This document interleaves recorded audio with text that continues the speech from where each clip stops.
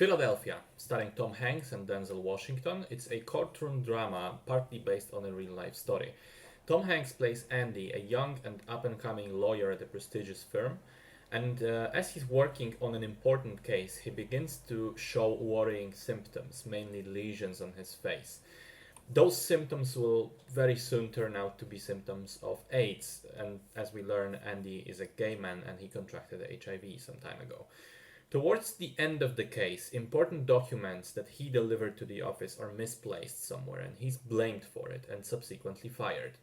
He then hires a lawyer played by Denzel Washington and sues his bosses because he firmly believes that this was a sabotage done by the higher ups, and the actual reason for firing was him having the disease. Which, may seem weird today, but you have to remember the movie takes place in the 1980s when AIDS was first of all, much more deadly, second, not as well understood, and third, heavily stigmatized. And that's the theme of the film, really, the stigma that people with HIV and AIDS, particularly homosexuals, had to endure at the time. There was a lot of fear. Many people were afraid they could contract the disease by simple physical contact, like a handshake. Others were repulsed by the fact that getting AIDS was mainly associated with unprotected gay sex, which also was way more shunned at the time, especially in certain circles like lawyers.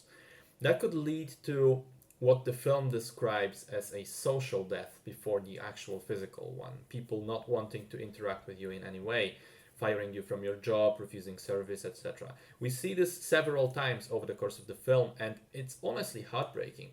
That realization that this is a person with a clock ticking, with a death sentence basically, that instead of compassion is offered cold shoulder from all around. The film was the first in the mainstream culture to try and tackle those problems and remove that stigma, to show the humanity of the afflicted. And it was successful at that and had immense impact on Western culture, especially US culture. Not the least thanks to Tom Hanks' performance. Using such a likable actor in the role was a brilliant move, and he's unbelievable as Andy. He won an Oscar for the role, and deservedly so. Now, especially in the early parts of the film when he's visibly sick already, but also visibly tired, but also disappointed in society's treatment of him, and yet he still has that energy and drive to keep going, to seek justice for himself. Hanks is excellent at seamlessly mixing that vulnerability with that strong will, that internal energy and good humor despite what's going on. He does a similar thing later on in that pivotal scene after the party at his place when he's talking to Denzel. And honestly, it's not just the lead performance. I thought the film was very solid all around, an engaging narrative which plays the emotions of the audience very well. In fact, maybe even too well, because apparently the film also received a fair bit of criticism from the gay community at the time of its release. One thing they had a problem with was that the story was done so late, in 1993, almost 10 years after the height of the AIDS epidemic in the US. But a whole other thing was that the movie was considered too elegant in the way it handled things. The plot was handled too nicely and therefore straight from the brutal reality sometimes.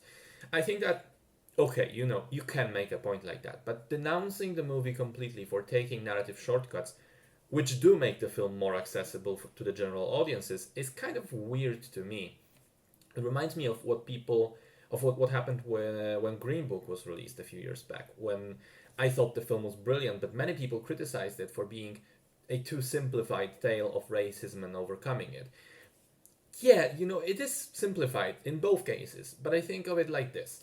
Both racism and the AIDS/gay stigma are extremely nuanced and complicated issues, and it's not only impossible to explore them wholly within one movie. I would argue that neither Philadelphia nor Green Book even attempt to do so. They very clearly mean to tell their own self-contained and neatly constructed story, which touches on those issues and explores them partly, and then hopefully uses that story to inspire, to make the audience do some thinking, some more thinking for themselves, inspires them to consider their worldview.